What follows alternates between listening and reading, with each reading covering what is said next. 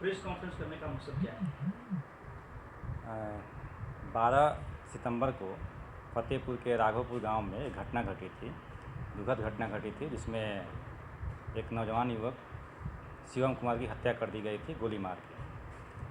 इस कांड को गंभीरता से लेते हुए वरीय पुलिस अधीक्षक महोदय द्वारा अपर पुलिस अधीक्षक महोदय गया के निर्देशन में मेरे नेतृत्व में एसडीपीओ बजीगंज के नेतृत्व में एक टीम का गठन किया गया था। इसके उद्भेदन में यह 12 तारीख को एक केस हुआ 646/25 फतेहपुर में। यह आवेदन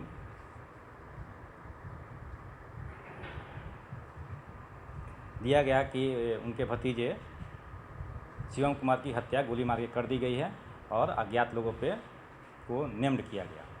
इसमें मेरे नेतृत्व में फतेहपुर थाना और डीआईयू की टीम लगातार इसमें मेहनत करती रही, कांड के उद्भेदन में छापेमारी करती रही।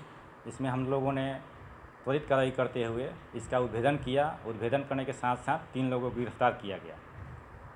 एक राजा कुमार को गिरफ्तार किया गया गुरपा से, दूसरा धर्मवीर पासवान को गिरफ्तार किया गया उनके गांव भटोरा से, और राम प्रवेश यादव को गिरफ्तार किया गया उनके गांव रातो खुर्द से।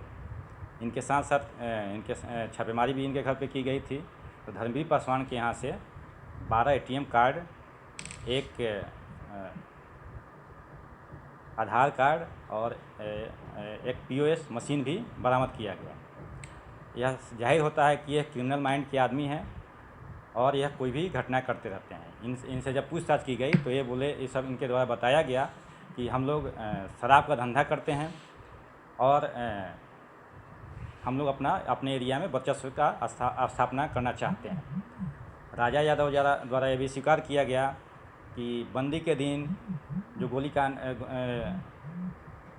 भूषण सिंह के घर पे जो गोलीबारी की गई थी उनके द्वारा की गई थी, और इसमें भी शिवम कुमार की हत्या राजा यादव, धर्मवीर यादव, राम प्रवेश और अन्य साथियों के द्वारा हत्या की गई थी। हत्या का मोटिव था कि ये लोग वहाँ पे नशा का सेवन करते थे, शराब का धंधा करते थे, जिसके शिवम और उनके परिजन उसका विरोध करते थे।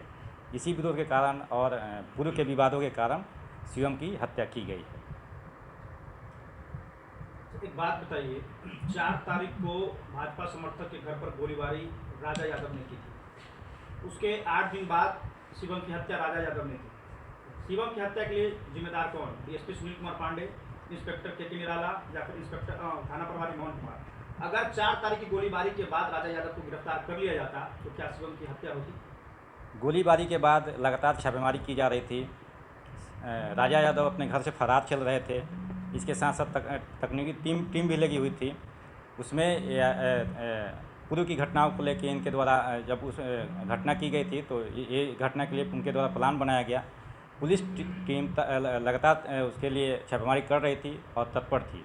इसी के आधार पे घटना के कुछ दिन बाद ही हम लोग उसको गिरफ्तार कर लिए हैं, जेल भेज रहे हैं। क्या ये लोग मान ले कि बिहार पुलिस इस बात का इंतजार करती जब तक कोई बड़ी घटना ना होगा तब तक हम गिरफ्तार नहीं करेंगे? आज तो जिस तरह से एक्शन में आई पुलिस, गया पुलिस, आप लोग एक्शन में आए, ये एक्शन अगर उस समय आ जाते तो शायद ये घटना नहीं होती। गया पुलिस टीम लगातार एक्शन में है।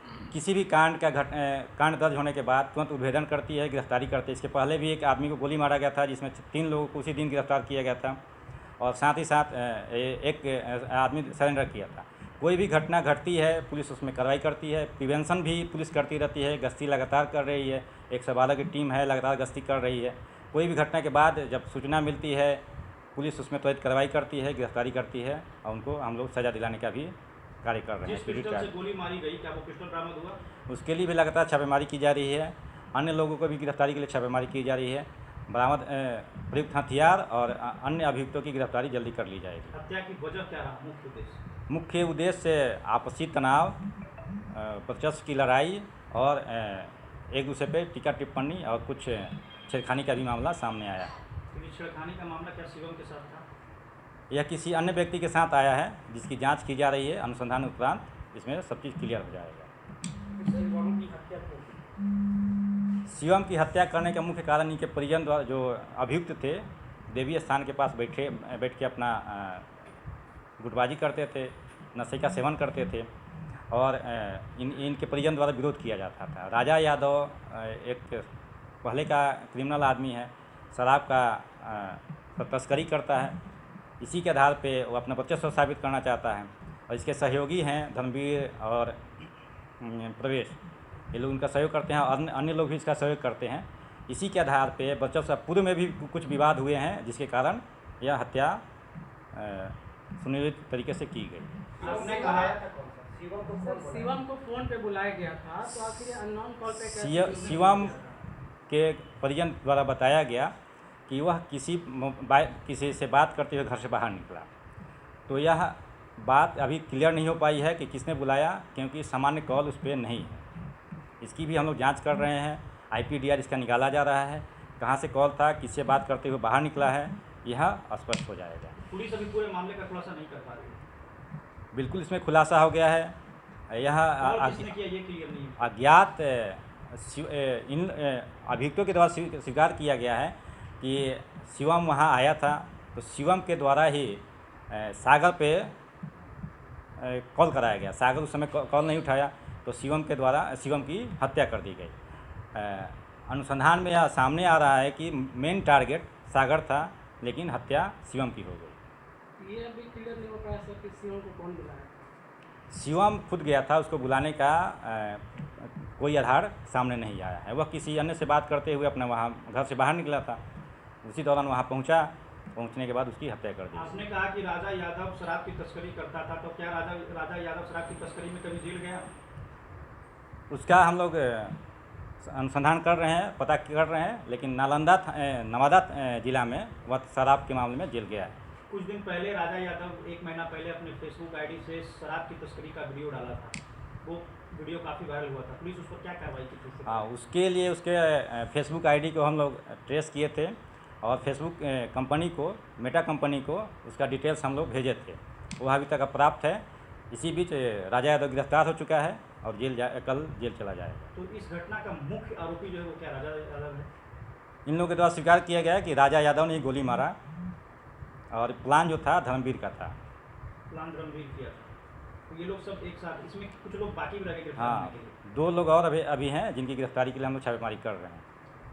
मृतक के पिता आरोप लगा रहे हैं कि हम पुलिस की कार्रवाई से संतुष्ट नहीं है, क्या कहेंगे। उनसे हम लोग बातचीत कर रहे हैं। अन्य लोगों की गिरफ्तारी हम लोग करके उनको संतुष्ट करने के प्रयास करेंगे। किसी का भी बेटा खोया है वह वापस नहीं आ सकता है, तो उनकी असंतुष्टि स्वाभाविक है, लेकिन पुलिस अपना कार्रवाई कर रही है। हम लोग चाहेंगे कि जनता का भी सपोर्ट मिले और जनता के लिए हम लोग सदा कार्य करते रहें। गया पुलिस इसके लिए हमेशा वरीय पुलिस अधीक्षक महोदय के नेतृत्व में लगातार प्रयासरत है और हम लोग कांड का उद्भेदन कर रहे हैं, लोगों को जेल भेज रहे हैं। उसके लिए प्रिवेंशन एक्टिव भी हम लोग कर रहे हैं। राजा यादव और उसके साथी की उम्र महज 20 से 25 साल दिखती है। आज के युवा कलम छोड़कर हथियार क्यों पकड़ रहे हैं, और क्या इसके पीछे जो है पुलिस की जवाबदेही नहीं है कि कैसे युवाओं को मोटिवेट करे कि आप क्राइम के रास्ते में ना जाएं बल्कि शिक्षा के रास्ता को अपनाएं। पुलिस के द्वारा इसके लिए मोटिवेट भी किया जाता है, मीडिया के माध्यम से हम लोग प्रचारित भी करते हैं। और यह सामाजिक सरोकार का प्रश्न है। सभी समाज के सभी वर्ग इसमें आगे आएँ, मोटिवेट करें और उनको बताएं कि क्या सही है और क्या गलत है। यह परिवार से ही शुरू होता है। परिवार की ये भी जिम्मेदारी है कि जो गलत रास्ते पे जा रहा है उसको उसी समय हम लोग डांट लगाएं, या कुछ गलत किया तो पुलिस को इसकी सूचना दें कि आदमी गलत कर रहा है। इसमें सबकी जवाबदेही है, परिवार की भी है, समाज की भी है, पुलिस की भी।